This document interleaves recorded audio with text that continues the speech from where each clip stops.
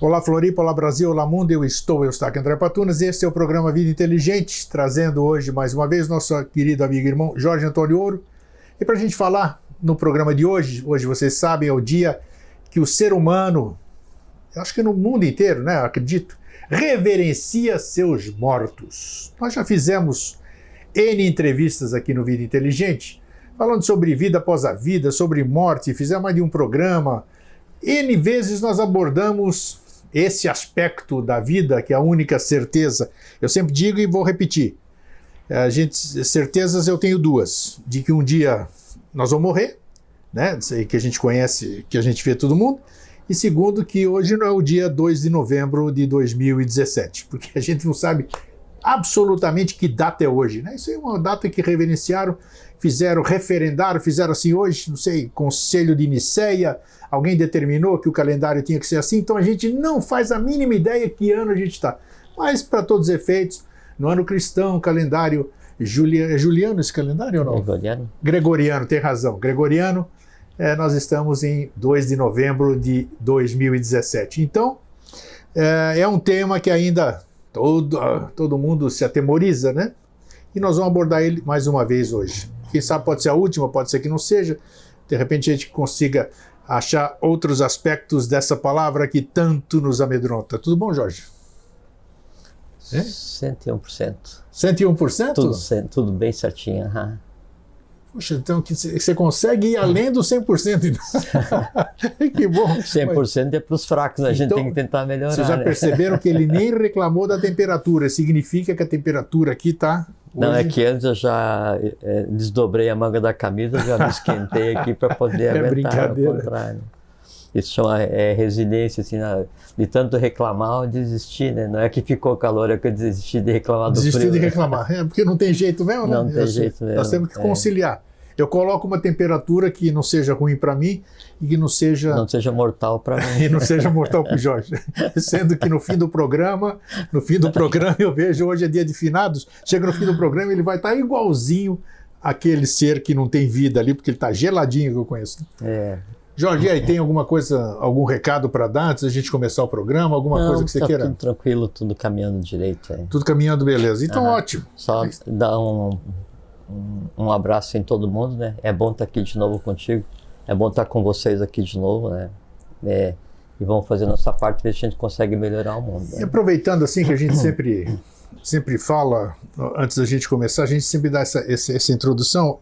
Agora há pouco eu acabei de receber, até achei estranho não, porque não é comum hoje com esses meios de comunicação que a gente tem, né? WhatsApp, Facebook, não sei o quê. Recebo um telefonema pelo fixo. Oh. Simplesmente era um telefonema da Alemanha. Né? A Alemanha é uma pessoa dizendo, enaltecendo, mais uma vez agradecendo, aquelas coisas que a gente está acostumado a ouvir, que nós ouvimos agora na 17ª jornada. Sul-brasileira de obiose. Isso, que teve recentemente aqui em Floripa. Foi no dia 28. Isso, dia 28, próximo passado. Então, são coisas gostosas. A pessoa ficou feliz de que eu não levei a ideia adiante de indisponibilizar o programa para as pessoas. Né? Ela falou, como é que eu vou fazer? Eu que moro na Alemanha, me fez tão bem, me ajudou tanto isso aqui, então não podia parar, que bom que você continuou. Então eu quero compartilhar com você, porque você faz parte disso, né? A gente tá junto. Então são esses tipos de mensagens que a gente recebe que nos estimulam a continuar, né? Os porquês, deixa para lá. Nem me questiono mais, nem me importo mais. Porque... Então a pessoa ligada à Alemanha para agradecer, isso é simbólico, é muito... Isso é muito, porque assim, independente da mensagem que você leve, ou que o avatar leve, não interessa o que seja, quem seja, e mesmo que ela atinja simultaneamente todos os seres humanos, né, todos os habitantes desse planeta, o resultado é um cada vez. Um ser humano cada vez, porque independente de como vem a mensagem, daí cada um vai ouvir esta mensagem de uma maneira, vai processá-la de uma maneira toda peculiar, e vai ter um resultado único, que é uma alteração em si. Então, sempre é um ser humano de cada vez, independente de quanto sucesso se tenha na propagação do bem, do bom e do belo, ou do bom caminho, de quantas pessoas venham a ter contato com isso, né? Sempre é um ser humano cada vez, assim, se acende uma luz cada vez, ou uma estrela cada vez. Isso eu acho bacana isso. Eu não vejo você vê diferente de mim assim, porque eu sou mais como é que se diz, o concreto, né?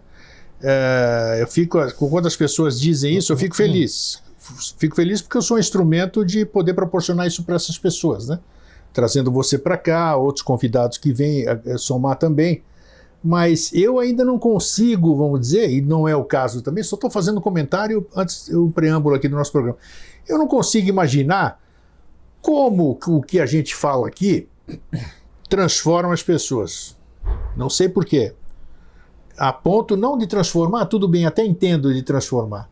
Mas já ouvi depoimentos aqui, e não estamos falando aqui, o Jorge sabe, vocês sabem, as pessoas de coração puro que nos assistem sabem que não é questão de manifestação de ego nem nada.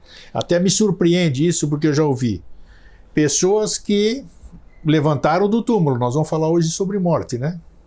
Pessoas que levantaram do túmulo assistindo Vida Inteligente. O que eu digo levantando do túmulo? Depoimentos ditos para mim pessoalmente, cara a cara, isso que eu acho bacana, a pessoa vem dizer pessoalmente para você, como pela internet, pela web, tudo isso aqui, dizendo que assistindo o programa Vida Inteligente desistiram de cometer suicídio. Pessoas que não tinham estímulo nenhum de vida e, de repente, com o que ouviram no Vida Inteligente, deu um novo alento à vida delas.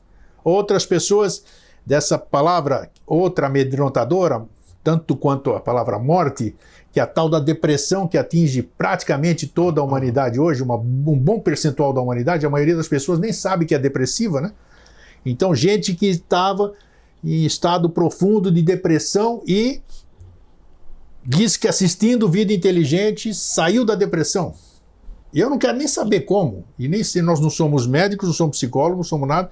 A gente sabe que depressão é uma doença séria, doença, não é psicologia, não é doença, tratada com remédios pesadíssimos, você sabe disso, né? Então, como isso acontece agora? Eu fico muito feliz, e já disse no programa, foi aqui, eu falei, foi no nosso encontro, né, dos 12 anos do Vida Inteligente no Hotel Faial.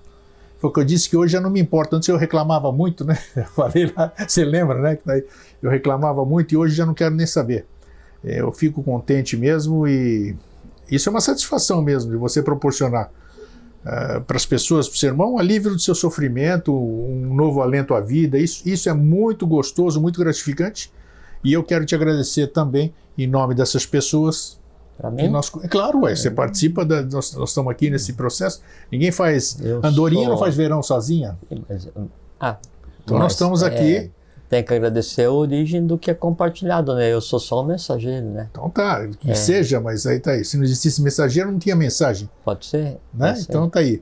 Então isso é bacana, eu estou agradecendo em nome dessas pessoas, porque eu vejo a gratidão delas quando me escrevem, quando encontram comigo. Aconteceu no nosso encontro do dia 30 de setembro, aconteceu recentemente no dia, que dia foi agora? A jornada, dia 28 de outubro, a data fantástica, data histórica da Grécia também, o dia do não. Então essas coisas que eu queria compartilhar com vocês, é muito bacana e tá aí. Algum comentário antes da gente entrar no tema? Sim. Então vamos lá. De qual... Até estava conversando ontem no departamento e daí me ocorreu falar isso, que é assim, por que você vai se importar em tentar compartilhar alguma coisa com as pessoas para contribuir para que a vida mude ou para esclarecer ou o que seja, né? Por que a gente usa tempo da nossa vida para repartir às vezes com quem nem quer, né? Ou para repartir com quem não se importa, ou com quem não liga, que o mundo hoje não quer, não se importa, não liga, até ninguém está ligando para nada, né? Na quase totalidade. Então, por que daí algumas pessoas insistem em continuar esse trabalho de tentar compartilhar para ajudar a melhorar. Primeiro que é a mesma força que moveu e move todos que vieram tentar restabelecer a lei. Todos os avatares, Manus, Buda, Bodhisattvas, eles sofreram pra caramba, humanamente foram sacrificados, uma vida complexa em todos os sentidos, dificuldades materiais em todos os sentidos, e mesmo assim levaram o trabalho à frente. É que uma vez que você tenha contato com uma forma diferenciada de ver a vida, né? Ou com alguma coisa abstrata, se a gente quiser dar esse nome, e que seja de lei, aí esse contato que ocorre na verticalidade, vamos usar uma figura de linguagem, né? Esse contato que ocorre na verticalidade, daí ele se projeta na alma, né, de quem teve esse contato e obrigatoriamente ela precisa se expandir. Então esse ímpeto de manter o programa, manter uma atividade, tentar compartilhar e vir conversar, ele passa a ser uma necessidade orgânica. E aí, falei a frase assim que isso não cabe em mim de contente, esse amor não cabe no meu peito de contente. Então, é preciso compartilhar, é preciso falar, é preciso repartir, é preciso deixar o pão em cima da mesa, mesmo que ninguém pegue, né? E aí, quando se compartilha essa visão, né, e as pessoas olham naquela direção, aí essas pessoas que olham nessa direção, elas passam a ter um ponto de contato também, sabe? É como se fosse assim, então no parque tem aquela brincadeira de carrinho de choque, né? Sim. E o carrinho de choque, ele tem uma antena que pega na energia elétrica. A eletricidade está naquela tela, né? Isso. Então, o carrinho sem aquela antena de contato, ele não é nada, né? Ele é matéria inerte, né? Quando tem o contato, aí essa eletricidade faz o carrinho se mover loucamente em alguma direção. Quem vai dar direção é o piloto, né? Isso. Aí é o mesmo caso, você tem contato com esse mundo onde está a eletricidade, que seria o conhecimento. Daí você precisa se mover, porque não tem como você ficar parado. E daí nesse andar, você tem contato com alguns, né? E esse contato compartilha um pouco da energia acumulada, e aí faz com que então isso se propague, e é isso que se tenta fazer, né? E é isso, assim, aquela pergunta que eu sempre faço para mim, né? Assim, o que o move, né? Assim, o que move essa pessoa, o que te move? Quem trabalha para compartilhar, o que te move é a própria lei. Né? Porque é interessante que se você perceber, você é um co-criador. Né? Quando você consegue, através daquilo que você faz, transformar vidas ou fazer alguma modificação, como você diz, né? Fazer uma única modificação já valeu a pena. Né? Então é bacana saber que o teu trabalho está dando o fruto. Vamos dizer, proporcionando o que se fala aqui. Que aqui eu aprendi, né? Aprendi a falar o todo no uno, né? Aprendi, não é da boca para fora, não. Tem que saber o que fala, né? A questão do todo, a questão do sempre. Porque falar blá blá blá sem vivenciar isso é conversa, frase que você usa, que o professor fala, repete. A pronúncia de uma palavra sagrada sem o seu exato conhecimento ou significado, pouco ou nenhum valor possui. Então tá aí, mais uma vez o verbo é magia, deixar gravado. Então, a magia só tem sentido e direção quando você sabe o que está fazendo. Então, e esses 12 anos que a gente está junto aqui, fazendo esse programa, então já me deu essa consciência assim da totalidade, né? E com o livro que eu estou lendo agora, que tudo aparece na hora certa, né? Tudo tem a sua hora de se manifestar. Então diz, nesse preâmbulo, as primeiras 60 páginas que eu estou lendo, depois eu passo para vocês, porque eu sei que livro que você falou, grego, qual era? Então dá exatamente que tudo que acontece, ele tem uma origem, essa minha, vamos dizer, essa minha vontade de continuar, ou essa minha incapacidade de parar o processo, é porque é um negócio que está aqui latente, não é meu, é negócio universal. tudo, esse sofá, a câmera, tudo isso aqui faz parte de uma coisa, de uma inteligência única. Embora tenhamos individualidades, existe uma inteligência única, e essa inteligência única vibra em todos. Então, se a gente procura a origem está dentro de nós. Por que eu faço isso? Porque aquilo está dentro de você, você não faz nada que não esteja dentro de você. E a partir do momento que você começa a ter essa consciência de verdade, saber isso aí você começa a ter um entendimento. E, tendo o entendimento, você está em conexão com o todo e você obtém qualquer resposta. E ainda que o que a gente tem feito é só dar a direção, né? A gente mostra que há a possibilidade. Isso é aí bacana, a própria pessoa que vai pegar aquilo e vai seguir o caminho. É como se a gente desse coordenadas, né? Que a gente faz, através da comunidade, através daquilo, instigando a pesquisa, instigando que as pessoas vão fazer a sua própria experiência. A gente dá né? coordenadas, Claro, né? A pessoa pode ir para esse lugar ou não. Ou não, exatamente. Hoje ou nunca, tanto faz, aí depende de cada um, né? Então, aí você respeita o livre-arbítrio de cada um e faz o seu trabalho, né? Da melhor maneira de se comportar na vida. Né? Então, já que nós falamos assim de trazer nova motivação para a vida de muitas pessoas, vamos falar então sobre o tema. A gente sabe, Jorge, hoje, finados, no mundo inteiro, pessoas vão a determinados lugares que a gente chama de Campo Santo, cemitério, não sei o que lá, depositar flores ou fazer orações ou fazer mentalizações, cada um faz dentro da sua crença, usa o comportamento dentro da sua crença, para algo que, ao meu ver, não está absolutamente nada lá. Tem o esqueleto, que é o que nos sustenta aqui, né? Restou o esqueleto e aquele local onde esse corpo foi devolvido para a Terra. Não é isso? Então, por que o ser humano ainda não se desvencilhou dessa coisa? Nós sabemos que no Ocidente, no Oriente, eles não cultuam esse tipo de coisa, né? Eles fazem festa, né? Fazem festa quando alguém vai embora. Há o culto, sim, só que não como sofrimento. Perfeitamente, né? É o culto de libertação, como se fosse libertação. E parece que eles choram, os chineses, japoneses, da raça amarela, parece que eles lamentam quando um ser vem ao mundo e festejam quando ele vai embora. Então, eu gostaria que você falasse o seu ponto de vista sobre esse dia hoje, o que ele representa em termos, já falamos muito de astral, né? 4 programas falando de astral, eu acho que astralmente esse dia 2, e todo mundo que faz nesse dia, nossa, deve dar um rebuliço no astral, que deve ser uma coisa de louco, né? Ou não? Sim. Olha, um tema que dá para levar muito.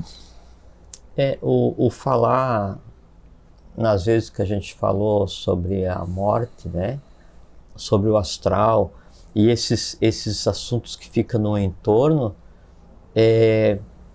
talvez assim, de todos os assuntos que a gente fale, seja aquele que mais se aproxime do conceito de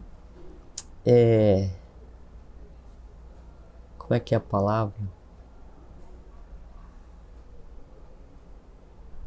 Não é amorosidade na fraternidade, mas assim, é você se preocupar com alguém, né? Porque é um conhecimento absolutamente necessário, porque a totalidade do sofrimento ou do que acontece pós-morte, ele é advindo da ignorância, né? E aí então, essas conversas são relevantes porque dão uma base prática para que a pessoa possa seguir depois o seu caminho. Bom,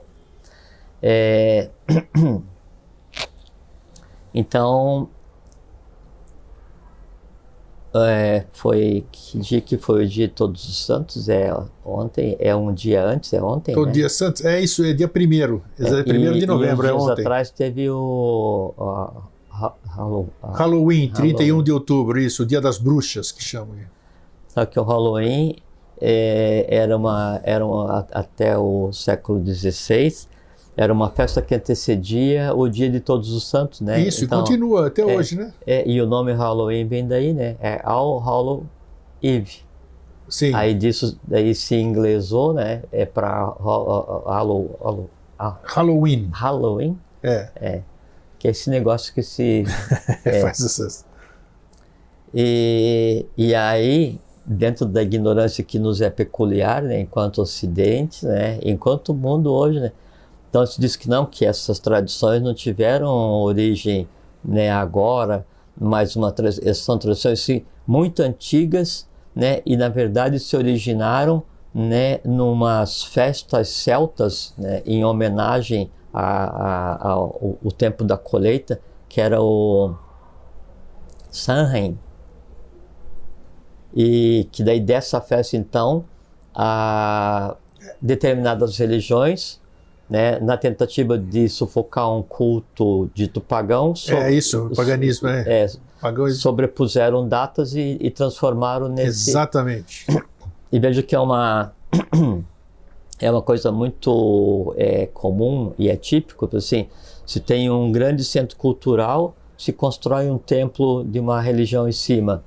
Se tem uma grande cidade, se sobrepõe. Se tem, como no caso do 25 de dezembro, né? Exato. Natalis Solis Invictus, né? Que é o dia do nascimento de Hélio, o Sol, né? E aí no caso do Halloween, foi feita a mesma coisa, mas não tem origem celta. Nem o dia de finados tem origem em uma tradição celta. Porque, assim, isso a gente precisa chamar que como se fosse um reducionismo, que é aquela tentativa de pegar todos os eventos humanos e colocar no máximo até 2-3 mil anos antes de Cristo, né? Então, você pega celta, de 800 a 600 antes de Cristo, opa, está dentro daquilo que... Pega as pirâmides, não, a pirâmide foi construída em 3 mil antes de Cristo, opa, está dentro do que a minha religião consegue explicar. Então, encapsularam todos os eventos da humanidade só até onde as religiões conseguem se explicar. E no caso do finados, é a mesma coisa. O dia de finados, ele foi instituído, no nosso caso, no Brasil,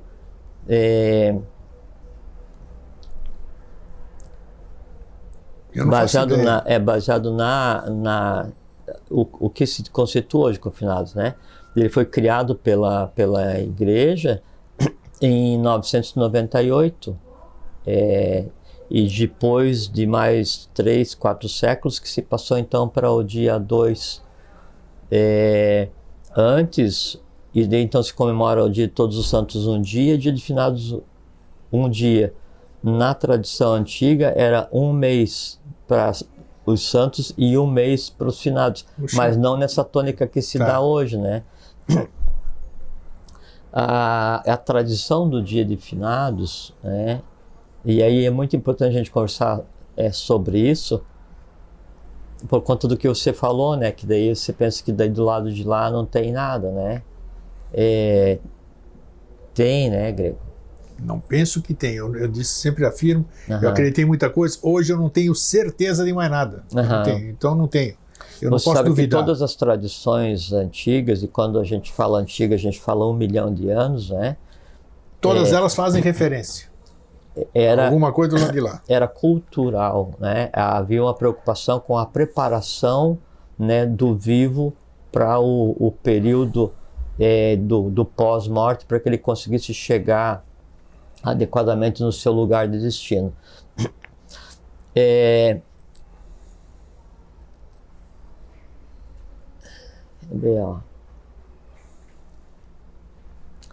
Então tem 3 vertentes que dá para a gente abordar com relação a essa questão do dia dos mortos,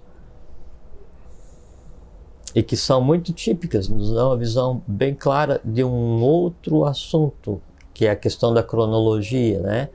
Então tem a primeira, que eu vou conversar, que é a da Mesoamérica, a Média América, maias, astecas, toltecas, quechas, nessa região aqui assim, né? Então a tradição o dia de finados, ou festa dos mortos no México é a festa, né? E na maior parte das tradições também eram a festa, assim, era festa no sentido de festa mesmo, de alegria. Festa mesmo, não, e era assim, a mais importante do calendário, né? Então,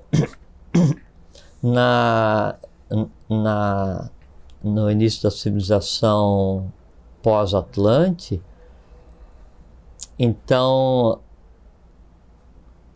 a cultura dos mortos, finados, né, ela estava ligada a uma deusa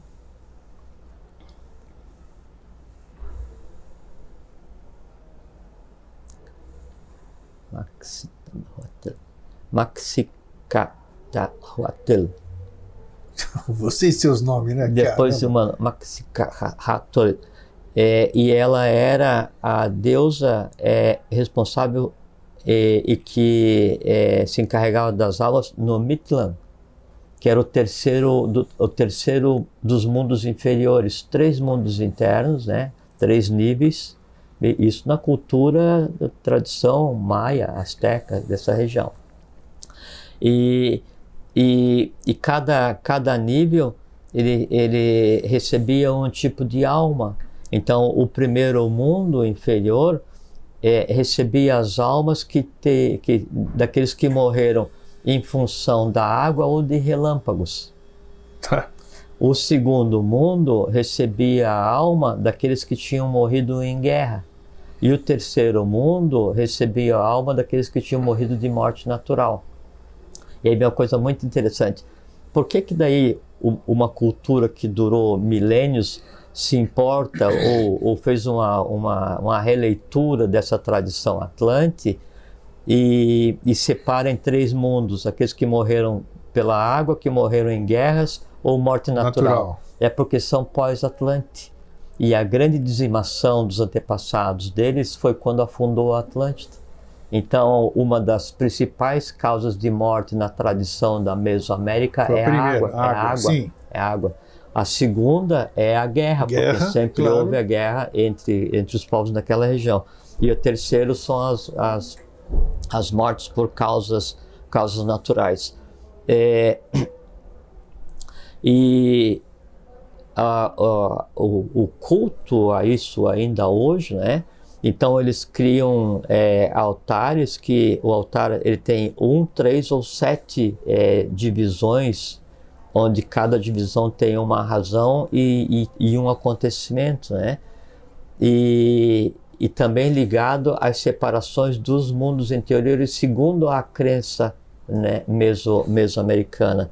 E eles se separam e se preparam porque nesses dias, e daí desde antes de existir a civilização ocidental como a gente conhece, nesses dias então é dito que os mortos vinham visitar os vivos, né? E aí eles se preparavam para que os mortos viessem visitar os vivos. E havia dias, né? Então primeiro vinham os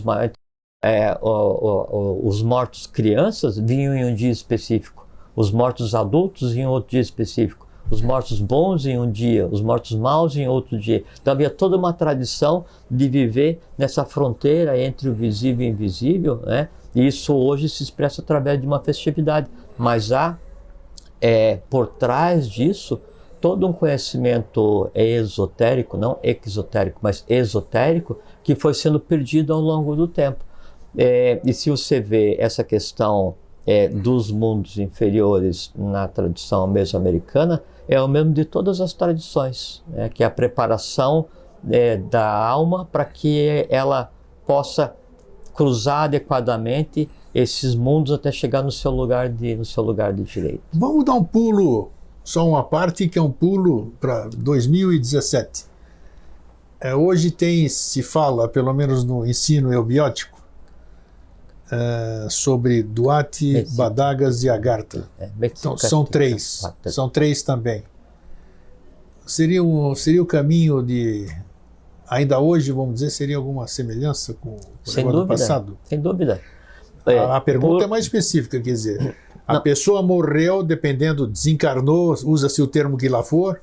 Então, qual seria o destino? Então, a caixinha de correspondência, você vai para Badagas, o fulano morreu dessa forma, vai para vai para Duarte, fulano que lá já pode ir para Agartha. Como é que é essa relação hoje? É só uma parte daquilo que você está começando a dizer. Mas é que daí, antes de chegar nessas três, aí tem todo o mundo humano para ser percorrido. Ok, tá. O mundo humano morto, não vivo. Ok. Né? Já vamos conversar sobre isso.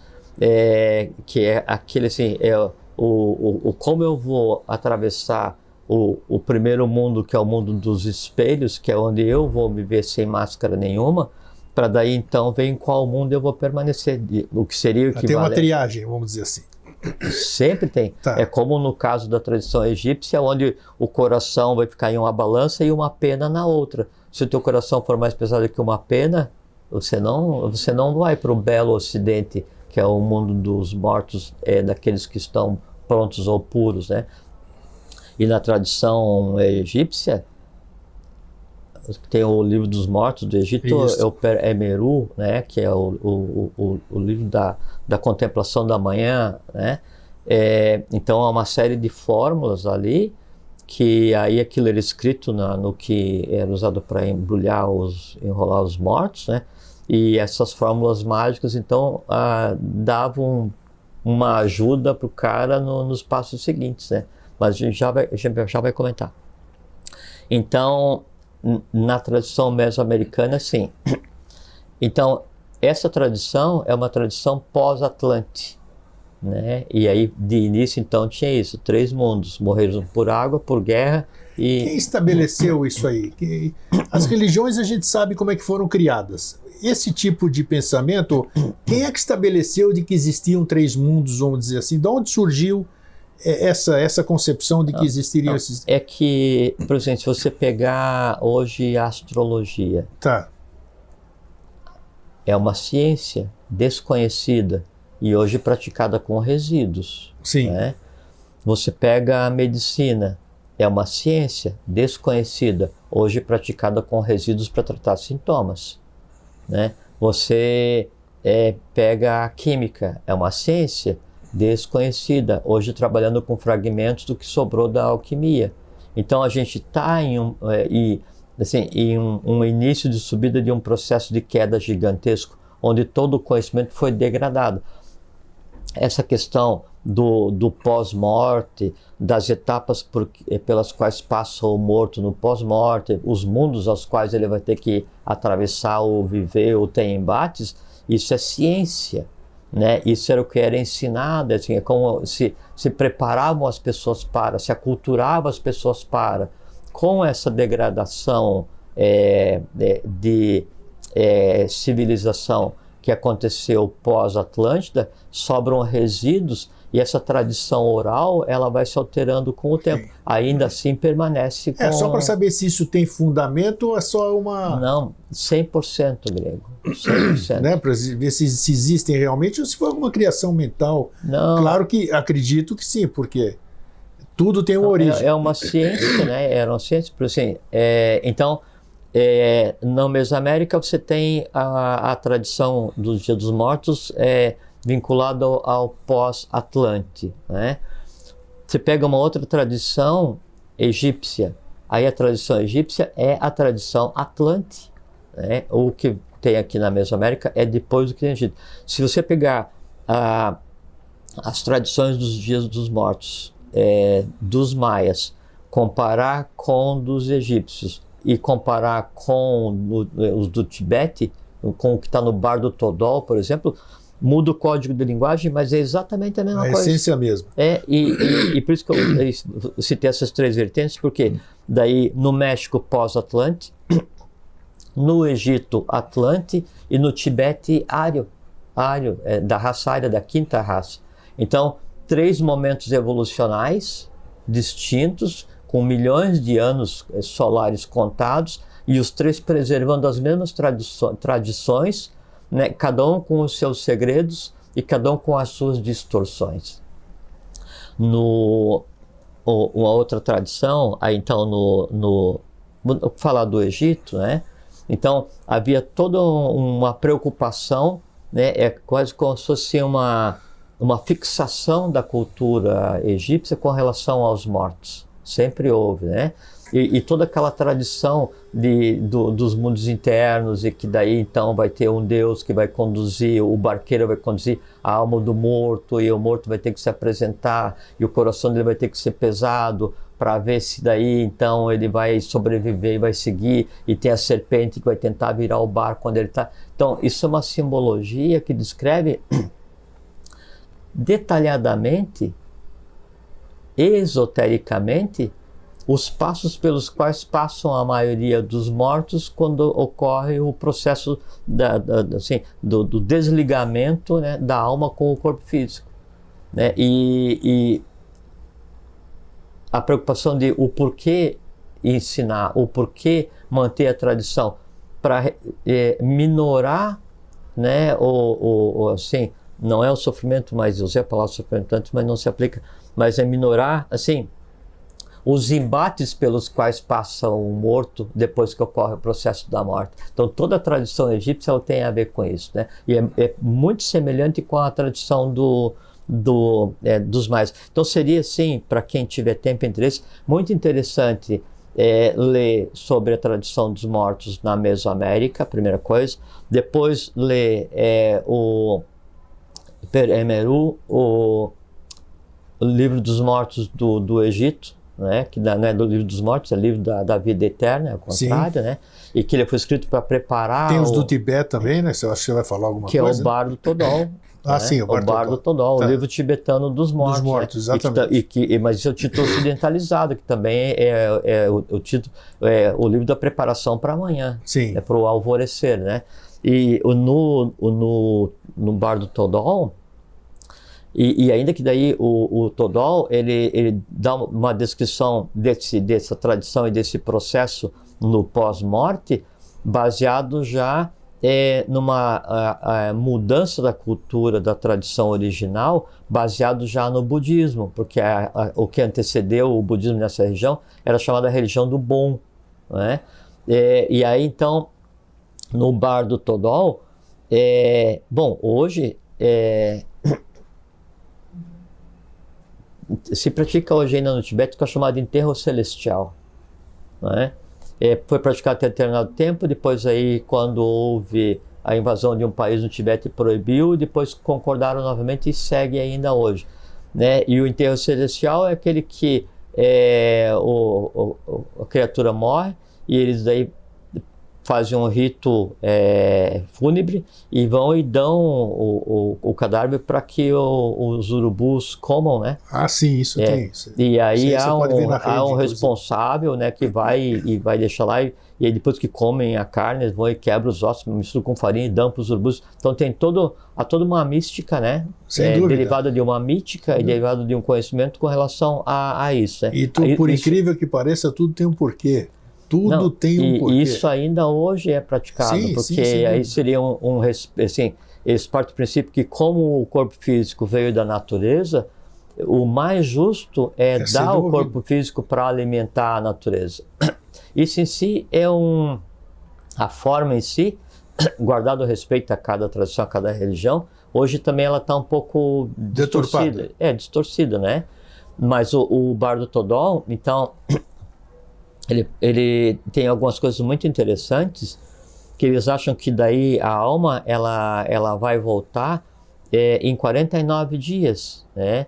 E o bardo, né, é esse período, esse local, esse mundo, né, onde a alma permanece por 49 dias antes de reencarnar. Isso é simbólico, não existe 49 dias, né?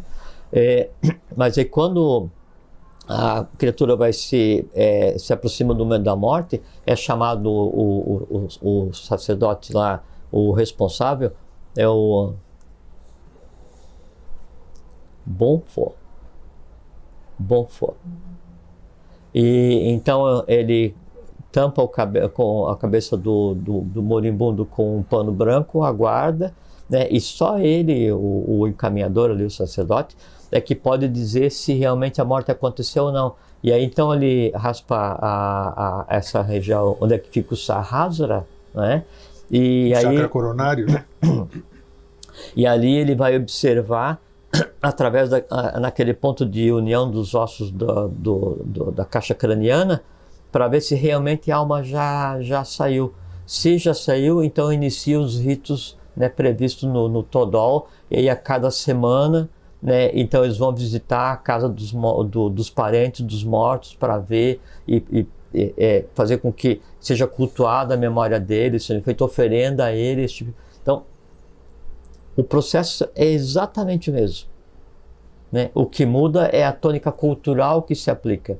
Tá, então agora, parênteses. Sim, fechamos um ponto. Agora vamos falar o que procede. Tá, é isso. Até Sim. onde isso é real, onde isso é viagem, vamos dizer. Sim.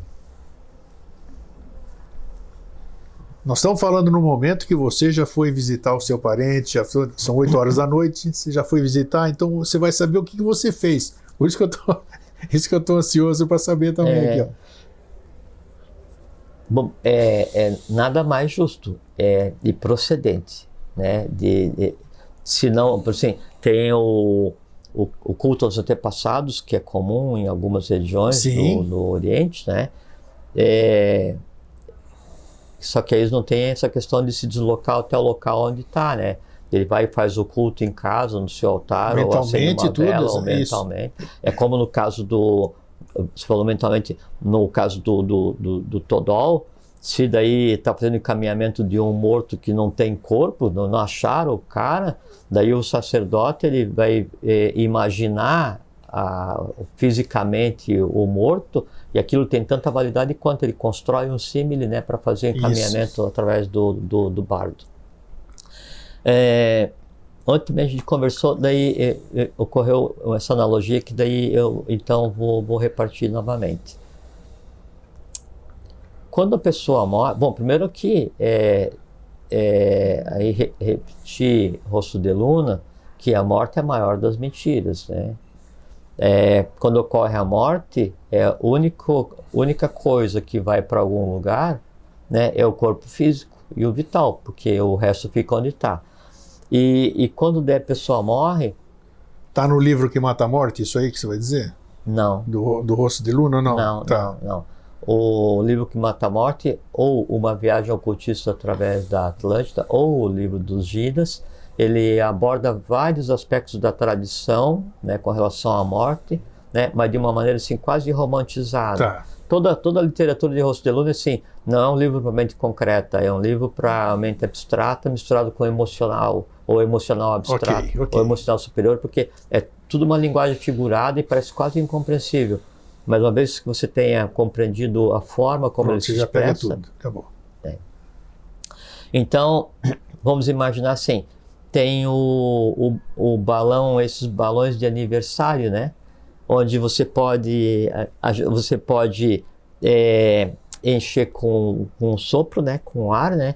Aí você enche com ar, ele vai e cai no chão ou fica onde você colocar, né?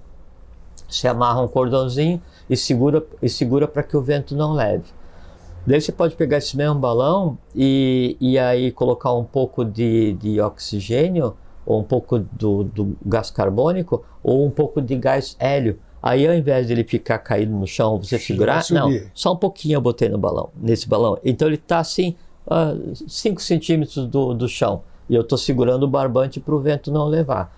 Né? Aí eu pego um outro balão e eu coloco um pouquinho mais de hélio, então ele já vai ficar um pouquinho. Né? E assim, em várias graduações, até que eu pego um balão e 100% de hélio. Aí, pá, e eu segurando no cordão para que ele não suba para algum lugar, para que ele não vá para algum lugar. O cordão é o fio de Sutratma. É o tal de fio de prata. Que é o que une do físico ao átmico, tá certo? A mão é o corpo físico que está segurando, né, aquilo ainda em função. Morri, abri a mão. O que tinha só o gás carbônico fica em contato com o solo. Os outros vão flutuar na medida da quantidade de hélio ou de gás nobre que existe em cada um deles. Né? E aquele que for só hélio, ele vai subir acima de onde a vista alcança. Assim é a alma de cada um. A alma sobe? Nós já falamos sobre a alma. Ela não sobe, ela fica onde ela está. Ah, tá, tudo bem. Né? O subir que eu falo, assim, o gás hélio que eu vou colocar dentro do balão é aquilo que está dentro da tua alma, da minha alma, da alma de vocês. Então, qual é o lugar onde está o meu balão hoje? Em que mundo a minha alma vive hoje? No solo, intermediário, médio, alto, alto, muito alto. Não sei, depende do que cada um tem na cabeça. Esse lugar onde o balão fica, onde ele vai estar junto com os seus, que assim, o que eu tenho na minha alma define a altura em que ela vive, ou o mundo em que ela vive. Rompeu sua ligação com o corpo físico, ela permanece exatamente no lugar onde ela está. Essa que é a primeira questão. E aí, se eu vivo em um inferno, se meu balão está encostado no chão e eu perdi o corpo físico, não tem magia. Eu fico onde eu estou. Se eu vivo no conceito de um estado devachânico, ou no céu das tradições, ou um estado de samadhi, contemplativo, não interessa o que seja, perdi o corpo físico, vou permanecer no mesmo lugar. Então, a morte, ela não torna ninguém nem bom nem ruim, primeira coisa. Segunda coisa que é muito importante, Grego, a morte, ela não leva ninguém para lugar nenhum. Ela não afasta nenhum ente querido de ninguém.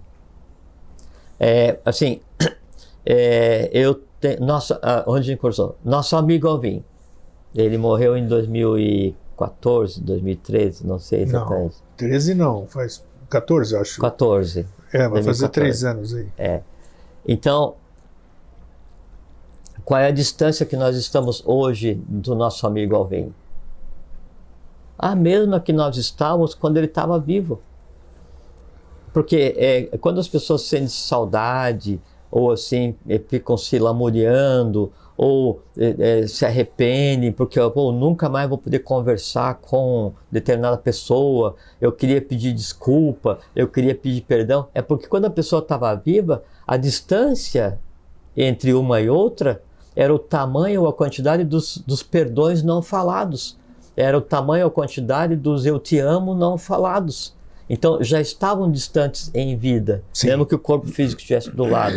Quando morre, permanece do mesmo jeito. Uma outra coisa que é muito relevante, em termos evolucionais, quanto mais pesado o balão, quanto mais próximo da superfície, pior, mais trabalhoso, mais denso, mais complexo. Quanto mais leve a alma, quanto mais... é como se a evolução ela fosse da Terra em direção ao Sol. Então, quanto mais próximo do Sol meu mundo seja, melhor.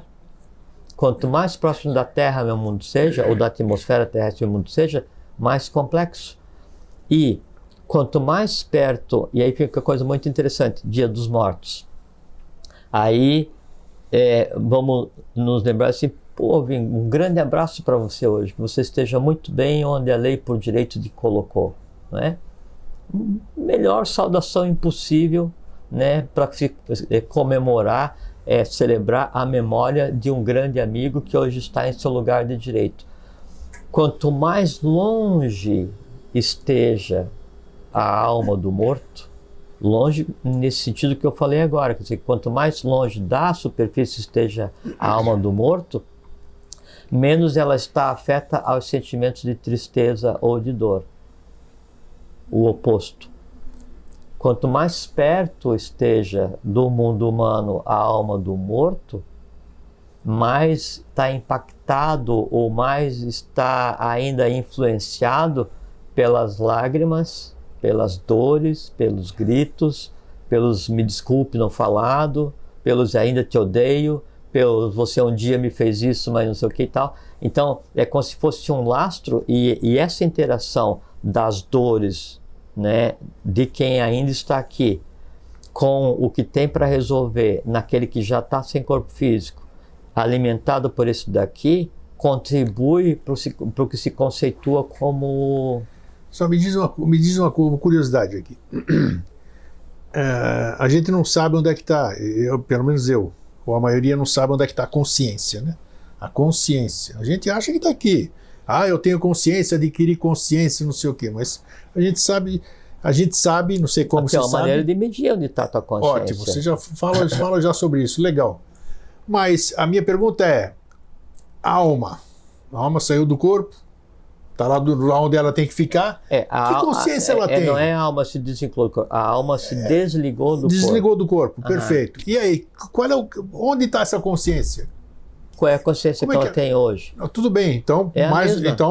É a mesma. Eu tô certo de dizer que a consciência não tá em um lugar físico. Não, mas é que assim, tudo é físico, né? Depende do conceito de consciência. Perfeito. Né? Isso aí. Assim, Como é que uma alma tem consciência? Vamos considerar primeiro a consciência como aquilo que emana do meu eu superior, por exemplo, né?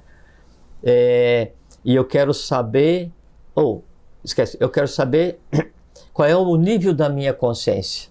Se a minha consciência está no instintivo, no emocional, na razoabilidade, na abstração, no amor universal ou átmico. É só você pegar ao longo de um dia ou vários dias e anota o que você faz, o que você pensa, o que você sente. Faz uma tabelinha secreta, só você vai saber, né? Instinto, emoção, e a emoção divide emoção densa, emoção mediana, emoção superior. As questões da mente concreta divide 3 linhas, mente concreta instintiva, concreto superior, inteligência divide, aí eu fiz isso, depois eu fui e briguei, aí eu fui e falei, isso então aí. Você faz um eletrocardiograma. Você fez um monte de coisa, muitas consciências? Não, não, uma só, é que a mediana, aquilo que mais ocorre, é aquele que manda em você. Aí você consegue definir, então você tem que ter a inteligência superior à inteligência instintiva, emoção superior à autoemoção ou emoção instintiva. E a inteligência e a vontade superior à autovontade e à vontade instintiva. Isso. Aí então você vê se o teu dia a dia foi norteado para satisfazer todos os teus desejos, teus instintos, tua consciência é instintiva. Se o teu dia a dia foi dirigido para satisfazer todas as tuas emoções mais densas, tua consciência torna emocional mais densa. Tem literatura para consciência? Não. Você tem que pegar fragmentos para tecer um conceito, tecer uma ideia. Não tem uma fórmula, né? Agora, isso que está ocorrendo da gente conversar aqui, pode ser, ao invés de você fazer um eletrocardiograma, quer dizer, Sim. Aí você faz um conscienciograma. É que assim, você vê como é que a tua consciência, assim, o que eu fiz durante o dia. No final do dia... Olha, cria um mapa de consciência, alguém que tiver uma boa ideia aí, seria interessante. Eu nunca tinha pensado nisso, mas dá para fazer. Dá para fazer mesmo. Porque você vê exatamente quem manda em você, quem manda é aquilo que é exteriorizado. Né? Aí você assim, passei o dia pensando em brigar com não sei o que, briguei, não sei o que tal, depois eu estava afim de pegar aí então assim, passei o dia inteiro alimentando os desejos mais inacreditáveis, né? Onde é que está minha consciência? Minha consciência está afogada naquela região. Muito bem, aí você passou para o outro lado do fora do físico. Onde é que está impresso isso tudo na alma? Isso que eu quero saber. Isso é a alma. É porque se você não consegue ter uma emoção... porque eu estou falando antropomorfizando a alma, né? Estou vendo ela dizer exatamente a mesma coisa. Então vamos pegar o balão, né? Então o balão, aquela parte de plástico por fora, isso. É o que seria o ovo áurico. Ele delimita o espaço que te compete, né?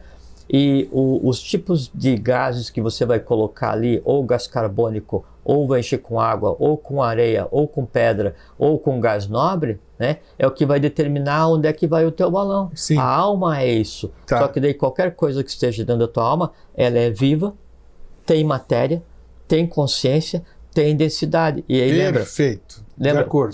Similibus congregantur, até onde que o meu balão vai levantar, até onde que a minha alma vai. O que acontece assim, estamos em vigília e não temos o controle do sonho, não é? Então, se a gente tivesse o controle dos sonhos, seria toda noite um aprendizado para a morte. E os adeptos dizem que a vida ela deve ser uma grande preparação para a morte, porque quando se morre, na verdade você continua com o mesmo trabalho com a alma, a vida continua, só que sem o corpo físico, sem gerar mais, você não coloca mais nada no balão, você não gera mais nada. Você chegou numa pergunta que eu queria fazer, e as pessoas que você sonha com, você perdeu pessoas fisicamente, aí você sonha com essas pessoas, você sabe que elas passaram por lado não físico, digamos assim, e você tem consciência e fala, mas como é que eu estou conversando com ele? Como é que eu estou com ele se ele já foi embora? Mas não foi, assim, vamos supor, assim, ó, eu estou conversando com você, aqui agora. Aonde você está entusiasmando todo mundo que está nos assistindo aí, quer dizer. Mas isso é magia, isso é conhecimento esotérico. Eu fui lá, então, eu de qualquer forma, eu estava com quem eu queria estar. Lógico, as pessoas devem estar lógico. Nós estamos conversando aqui agora. A gente está se vendo, e aí então nós estamos produzindo interações com a matéria e estamos traduzindo, compartilhando ideias, coisas assim. Sim. Onde é que está meu corpo astral nesse momento? Está aqui, ligado, tendo o meu corpo físico como centro, né? E ele está expandido, né, cheio daquilo que compõe o que eu acredito e o que eu sinto, né? Onde é que está o meu corpo mental? Ele está aqui, não é? Com aquilo que eu acredito, que eu penso, que eu sei, né? Entrelaçado nessa unidade que está processando conversa. Morri. Hora de ir para casa. Acabei, né? Não precisei nem de aviso prévio, carimbaram a minha carteira, fui embora, né? Onde é que está a minha alma, né? Onde é que está? Continua aqui. Continua aqui. Aqui aonde? Quem está aqui sou eu. A minha alma, ela está no aqui que lhe compete. Porque assim, daí, se o meu balão eu enchi de areia a vida inteira, se eu tentar jogar para cima, ele só vai cair com mais força. Ele vai ficar na areia, né? Se o meu balão eu enchi com gás hélio a vida inteira... E ele rompe ou não? Hã? Ele rompe? Claro que sim. Hein? Quando rompe, daí é hora de nascer de novo, que daí aquela alma, ela deixou de existir. Não, mas espera aí, eu joguei, você falou só isso aqui, curioso agora, o meu balão é de areia. Aí, claro, ele vai cair. Se cair um balão de areia, aquela parte de fora vai romper. Então, como é que é isso? Mas para a alma tem duas analogias, né? Só para ficar dois claro complementos, isso aqui. né? Esse conceito de alma, né? Ele deixa de existir quando a alma tiver cumprido o seu papel, e o que tiver sobrado dali são o de positivo e negativo, as tendências positivas e negativas, que vão estruturar uma existência seguinte ligada à mona da qual eu pertenço. A alma deixa de existir, a individualidade deixa de existir, né? Primeira coisa. A outra forma daí de se romper, e aí isso acontece em vida, assim, se eu tenho um sentimento muito agressivo constantemente, ele causa uma fissura no balão e aí entra e sai quem quer por ali, né? Se perde o controle, né? E existe uma terceira alternativa, mas, né, ou terceira possibilidade, que não é o que a gente está conversando, que é quando então a mão larga o balão muito cedo, antes de amarrar a borrachinha, né? Aí aquele balão, ele existe só enquanto o balão sem ter aquilo que você falou uma vez aqui, pessoa sem alma? Isso? Pessoa sem espírito, né? Você tem corpo e alma, mas não está ligado a nada. Né? Isso? Faz parte. Com relação a essa questão da integralidade da relação corpo, alma, espírito, o professor Henrique José de Souza, ele dizia com relação a Duarte, que é o mundo dos mortos vivos e dos vivos mortos, né? Mas no sentido positivo, construtivo, né? Morto-vivo não zumbi, né? É aquele que mesmo em tendo passado pelo processo de morte, né? Aí ele está em um local consciente, continuando seus estudos, sabe? Normal.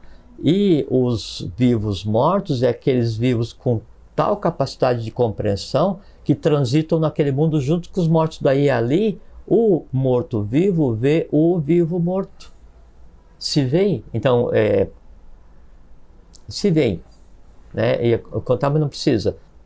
É completamente factível, completamente possível, né? Essa coexistência naquilo que hoje a gente considera como impossível. Então, o que acontece na morte é isso, cada um fica no lugar que construiu ao longo da vida. E aí ali é como se nas tradições, né, Aí, então, tinha um momento que você ia passar no mundo de espelhos, né? Se ver face a face era o grande embate para você tentar sobreviver a você mesmo. E é o que acontece na morte, né? Então, você não tem mais os artifícios, os elementos da vida de vigília, e você não tem mais o corpo físico e o vital para circunscrever as ações, né? Aí vai ter que se ver consigo mesmo, e não tem jeito. Você me faz lembrar, eu já contei aqui, tem uma experiência, isso aqui é no início, então não tem problema falar, não é antiético nem nada. No ensinamento Rosa Cruz, né, tem uma monografia onde você tem que fazer essa experiência. Eu já te contei, né, da vela no escuro, na frente de um espelho, que eu acho que é isso que você acabou de dizer, quer dizer, eu tô olhando para mim e o que aparece não é pareidolia, você entendeu? Eu acho que você se vê mesmo. Eu parei com aquilo lá imediatamente, eu falei, não estou preparado para me ver. Deve ser alguma coisa parecida? Se é parecido, você imagina, por exemplo, se fosse dado às pessoas de maneira geral, elas verem não o corpo físico, mas verem a alma de cada um. Ninguém ia sair de casa, porque ao andar na rua, todo mundo ia se assustar. Não por questão de fantasma, nada disso, não. É pelo que existe na alma de cada um a ser trabalhado, né? Então, isso é uma coisa complexa e que em vida se consegue pegar e colocar um pano, esconder. Em morte, não. Você vai ter que confrontar, né? E aí, então... A alma pode trazer tranqueiras, vamos usar esse termo, tranqueiras de outras existências ou não? Óbvio. Óbvio? Lógico. Você vai trazer tranqueiras, né? Sim. Ou nidanos, que são as tendências. Tá, vamos né? usar essa terminologia. Que compete àquela unidade a qual você esteja ligado, que compete ao sobrenome, ao ente família no Sim. qual você escolheu, a nação na qual você escolheu e ao próprio momento da humanidade no qual você esteja existindo. Tem um pedaço, sim, tem uma tranqueira de cada nível para ser resolvido. Todos como potencialidades. Então não há um determinismo. Você não nasceu para ser isso. Você nasceu com isso podendo acontecer e você tem condições de dar embate para que não aconteça, isso se resolva. Por exemplo, assim, se você nasce com alguma coisa para resolver ligada ao teu ente familiar, né, a egrégora sobrenome, né, e você consegue dar embate, consegue resolver, você resolveu alguma coisa que fez com que padecesse todos os que já viveram nesse sobrenome, e você garante que todos que vierem a viver nesse sobrenome não mais passarão por isso. Então você melhora toda a descendência. Porque uma coisa que você afirmou no Vida Inteligente, que eu acho que se você perguntar para quem assistiu o Vida Inteligente desde o começo, ou que tem acesso hoje, ele vai... 70% vão se lembrar de uma coisa que você disse. Ou seja, não existe a paridade de um por um. Ou seja, né? Uma alma, um espírito, sei lá como é que vamos denominar. Uma mônada. Uma mônada, vai. Então, quer dizer, eu não sou eu, porque eu sou um fragmento. Não, sou eu não sou o Jorge. Sim, você é você. Então, por isso que eu perguntei qual era, se você vinha, se você trazia tranqueira, se não existe a paridade de um para um, não existe esse negócio que eu fui um rei, eu fui uma madame, eu fui um amarrador de sapatos. Esteve ligado a... Não dá para dizer que você foi. Exatamente. Pode ter acontecido a relação de um para um. Isso, mas... a relação. Daí que vem a minha pergunta, como é que então eu posso... Eu entendo, eu sei, dá para... Como é que eu tenho então, no meio desse monte, como é que eu trago alguma coisinha então de outras vidas também? Se não existe essa paridade. Eu sou um conjunto de todo, eu sei que eu sou um fragmento do todo. Então, entre a representatividade do todo... me fica alocada uma correspondente a coisas que eu ainda não aprendi. Vamos usar essa terminologia, é isso ou não? Pode ser. Pode ser. Porque, assim, a própria mônada tem em si inconsistências ou desconhecimentos. Porque se ela fosse perfeita, não precisaria existir. Isso. Porque o universo o universo inteiro é o imperfeito tendendo ao perfeito. Sempre. Né? E aí o mal ele faz oposição ao bem para que no embate à oposição haja a consciência. Então, há que haver o atrito, há que haver o embate, há que haver a aquisição. Isso vale em todos os níveis, em todas as hierarquias, em todos os seres, não interessa quais sejam eles. No caso da alma especificamente, se você está existindo aqui nesse momento, agora, é porque tem alguma coisa para resolver. Você está na roda de Sansara. Você tem, há o que ser polido nesse diamante bruto. Já que nós estamos falando desse tema, você acabou de dizer, quer dizer, você tem um vencimento, então. Enquanto você tiver coisas para fazer, você permanece em corpo físico. Essa aqui é a questão. Como é que se define... Como é que se... Passa a luzinha aqui, é um negócio louco. Ai, meu Deus do céu. Você viu? É claro, pô. Eu fiquei olhando ainda. Como é que se define esse horário? Como é que se define a data? Calor. Calor sim, tá sentindo calor, E eu ia comentar também. Não é que... Não, mas dá calor mesmo. Às vezes acontecem umas coisas aí. Então, como é que se define o momento da transição, digamos assim, desse transpasse para um outro estado de ser, digamos assim? Como assim, grego? Eu sou um vagabundo, eu não faço nada, eu só fico enchendo a paciência dos outros, eu só incomodo, eu roubo, faço tudo. Eu não presto para viver, vamos dizer assim, né? Enquanto uma pessoa boa de família, uma pessoa dedicada, altruísta, não sei o quê, pumba, foi atravessar a rua, o carro pegou, matou a pessoa. Qual é o critério que se usa, vamos dizer assim? Qual é o critério? Uma pergunta difícil, né? O que a vida te concede para você ficar aqui ou não ficar? O dia da tua morte, o porquê? O tempo, qual é isso? Por que vem uma criança, vive 12 horas, uma pessoa vive até 120 anos, uma pessoa tem uma vida regrada, outra pessoa que fuma, toma whisky, faz todas essas coisas, chega à longevidade. Quais são os critérios, vamos dizer, para se... É que não dá para aplicar uma lógica simplista. Uma lógica não existe. Tá? Porque você não pode ver, assim, eu cheguei atrasado no cinema, eu vi 30 segundos e saí da sala de projeção. Aí você lá fora me pergunta assim, sim, e o filme? Eu vou dizer assim, olha, o filme não sei, mas eu vi uma foto, né, em que o cara estava com uma arma apontada para o outro. Eu não sei nada da uma hora de antes e não sei nada do que vinha para frente. Nada. A vida é assim. Assim. Então você jamais pode tecer uma análise que se aproxime da realidade baseado naquele fato que você está percebendo agora. Porque você vai dizer, não, puxa, mas ele era tão bom, isso é injusto. Não, a única pessoa que pode dizer o quão justo, o quão bom é o próprio, porque ele é a sequência, ou a sequência, e ele está envolvido num processo de sequência. A gente não sabe nunca se aquele evento terminou ali, começou ali, se ali é o resgate, se é uma causa. Perfeito, porque para quem sabe. fica é sempre o inconformismo. Não se sabe, lógico. E aí fica, voltamos à questão daí dos mortos, né?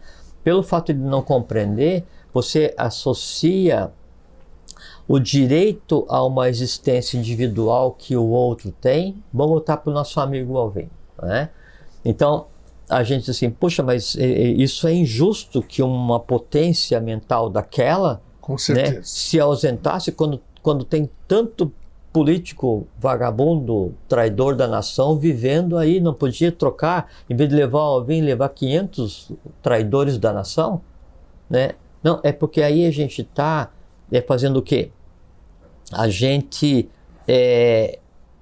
age egoisticamente, sem dúvida. Porque para não sentir a ausência de um amigo fraterno, eu tendo a analisar e tentar dar um veredito para alguma coisa que eu desconheço. Aí o teu gráfico de consciência vai para a cucuia. Lógico, não vai lá embaixo. Naquele momento você está agindo instintivamente. Exatamente. Porque a vida dele foi de tal forma plena, né, que foi coroada por uma morte adequada ou necessária, no momento adequado. Para quê? Para que continuasse o trabalho. E aí o inconformismo, ou a dor, ou a angústia de quem fica, né, é que daí isso atrapalha quem vai. Isso que, então, que eu queria chegar. Aí voltando na questão do dia de finados, então nós devemos cultivar ou cultuar os mortos? Sim. Sim, mas não com lágrima, com dor, com arrependimento, com egoísmo, com possessão, não, faz parte. O outro tinha direito a ter vivido a vida da forma como foi, porque era a vida dele, que terminou no momento em que era a vida dele. Eu não posso dizer assim, o meu, a minha, né? Eu sinto, eu quero, eu preciso, eu deveria, eu fiz. Então é como se a vida de todos os outros dependesse do meu ponto de vista, né? E aí eu faço com que as minhas mágoas, o Alvin, deve conversando dele que tá, né, Deve estar na área. Não tá na área, tá. Então eu ligava assim, bom dia, Santidade. Ele disse, fala, Alvin, posso ir conversar um minutinho contigo? Era bem assim. Tá, Alvin, tudo bem, pode vir. Aí eu ficava vendo da sala ali do meu trabalho, daí, e ele já estava com 80 anos, né? E aí com uma sacola de livro pesada pra caramba, andando, e ele morava lá longe, dele vinha ali, né, para conversar, né, um pouco, só que às vezes o pouco dele, em vez de ser 15 minutos, era metade do dia, o dia inteiro, acabava o dia, né, e ele pegava aquela sacola pesada e ia a pé de novo para casa dele. E daí tem duas maneiras de eu ver, com pesar, assim, puxa vida, eu ao invés de falar para ele, não vem, porque eu vou na tua casa para você não andar, né, e aí então eu tenho uma memória com pesar de um acontecimento desse, né, eu substituo pela outra memória, que é a realidade, né, do quão gratificante era para ele botar aqueles livros nas costas e vir conversar. Ou então trazer cópia de livro gigantesco para nós de 600 páginas aqui. Então, às vezes a gente rotula alguma coisa de sofrimento, quando na verdade é a dignificação da vida do outro. Então, o outro ficou doente. A gente se comparece, puxa, mas ele ficou doente. Não, aquele é um embate que só a ele compete. E é um embate que em ele vencendo ou em ele morrendo conscientemente, ele faz com que aquele tipo de coisa, naquele ente, naquele sobrenome, já não mais aconteça para nenhum ser humano.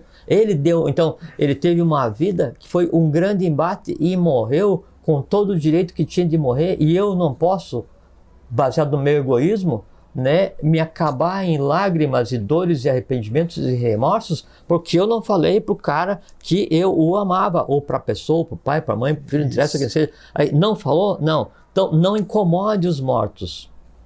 Seja amigo do morto, tanto quanto você não o foi em vida. Ame o morto, tanto quanto você não o fez em vida. Ah, mas agora já morreu. Então vai e fale agora. Né? Ou então vá e sinta agora aquele sentimento de amizade e fraternidade. Por quê? Porque isso com certeza vai chegar no outro. E sabe por que chega? Porque quando há o laço de amizade profunda, então o amigo que vai, ele foi e levou antecipadamente uma parte de nós para lá, que é aquilo que de mim existia nele. Né? E ele deixou uma parte em mim, então liga o invisível com o visível. Por isso que a gente tem o costume de dizer, puxa, foi-se uma parte de mim, né? E é perfeitamente correto. E aí a gente pensa assim, tá, mas então ele foi para um lugar fantástico, né? E eu tô aqui chafurdando? Não, é porque daí então não. Para existir a amizade profunda, o amor profundo, acontece sempre na lateralidade. Porque tem que haver consciência para a prática do amor, da fraternidade, da amizade. Né? Então, sempre são mundos paralelos. Né? Então, se ele não está com o corpo físico que está aqui, eu ainda estou aqui, eu digo assim, pô, vem, legal, tal, eu entendi um negócio que tal, assim, manda um abraço. Né? Então, exteriorizo fraternidade, o impacto, o resultado é como se eu pegasse o telefone e falasse, vem, você é um cara muito legal pra caramba, isso aqui e tal. Ou então, vem, desculpa porque ontem eu não pude te atender. Então, fala desculpa agora, diz que ama agora. Então, essa é a abordagem esotérica, digna, que deve ser dada ao dia de finados. É com honra, com altivez, com fraternidade. Não? E não adianta, brigou com o cara a vida inteira, o parente, aí o parente morreu, aí no dia 2 de novembro vai e passa o dia inteiro jogado em cima do túmulo, desmanchado em lágrima. Adianta para quem isso? Nada. Para você, para mim, para você, para ninguém, para o morto. Para o morto é caótico. Caótico. Porque, no caso do Todol, né, quando então vai começar a acontecer o fenômeno da morte, o professante da cerimônia, o sacerdote, ele manda todos os familiares se afastarem para que não haja um som para não perturbar, né, o bom caminho de quem morreu. E aí, esse trauma, essa incompreensão, né, esse egoísmo em não deixar cada um seguir o seu caminho, gera tanto ruído que atrapalha o descanso em paz. O descanso em paz ele é absolutamente necessário para que depois o cada um acorde no mundo que lhe compete para tentar resolver suas coisas. Que mundo? O mundo que ele construiu. E aí nós dois vivemos no mesmo mundo. Aí a gente morreu. Nós vamos viver no mesmo mundo. Eu vou te ver, você vai me ver, nós vamos conversar. Então é isso, ó. Entende? É essa que é a abordagem esotérica. Longe. Acabou já o tempo? Já passamos ali. Então legal. Tá. Porque ó, é a eternidade aqui, ó. Não, mas veja, assim, eu acho que conseguimos... como é que são os processos assim de curar ou de tratar da higiene e da saúde da população? Como é que chama? Não sei. Mas o compartilhar conhecimento sobre o mundo pós-vida, que é um mundo igual ao mundo vida, diferença que não tem corpo físico, é sumamente relevante e importante para que cada um tenha pelo menos um pouco de noção para se assenhorar da sua vida pós-morte, para que tenha consciência da sua vida pós-morte. Por quê? Porque é a vida ainda, continua do mesmo jeito, só que sem o corpo físico. Não muda nada. E ele aqui já prometeu, hein? Prometeu em público, você sabe, né? Vice-versa, né? Se eu for primeiro, você vai... Não é que você for primeiro. Eu disse que eu vou te buscar, porque eu vou primeiro. É? Você vai me deixar aqui, rapaz? Se vira. O que é isso, rapaz? Olha aí, ó, tá vendo? Não, conseguimos, vocês estão vendo? Conseguimos dar alegria e entendimento num dia que a maioria das pessoas se lamenta, né? Não, tem que... não precisa fazer uma festa, né? Culturalmente não precisa ser dessa maneira. Ainda a gente é conservador assim, em uma série de coisas. Mas assim. Tenha respeito, né, por aquele que daí o karma colocou no seu entorno, né? Transmita bons sentimentos. Se está angustiado porque foi embora sem dizer alguma coisa, diga. Se você brigou o tempo inteiro, perdoe ou peça perdão. Então, isso é construtivo. Isso pacifica o astral, isso simplifica o mundo onde cada um está vivendo. E como todos vivemos num mundo único, em simplificando a vida dos mortos, simplifica a vida dos vivos. Né? Aí você faz um trabalho intenso e interessante para o invisível e para o visível também. Então, além de ficar em paz, que é muito importante. Então, agora são 9 horas e 15 minutos, 9h15, então... Você ainda tem tempo, porque você vai dormir daqui a pouco, ou um pouquinho mais tarde, você tem tempo de dizer para o seu ente querido que se foi tudo isso aqui que o Jorge acabou de dizer. Aquilo que você deixou e se lamenta hoje de lembrar dizer. As boas lembranças, revivificar as boas memórias, sem saudade, sem sofrimento. Deixa o outro descansar em paz, cada um segue sua vida. É isso aí, gente. Jorge, muito obrigado. Obrigado mais uma a vez. você. Eita. Deixa eu ver. Não tá tão gelado hoje. A coisa esquentou aqui, você viu? Né? Fora as luzinhas que passaram aqui. Valeu. Fraterno abraço. abraço. Um feliz sempre. Fiquem em paz, fiquem bem, tenham uma boa vida.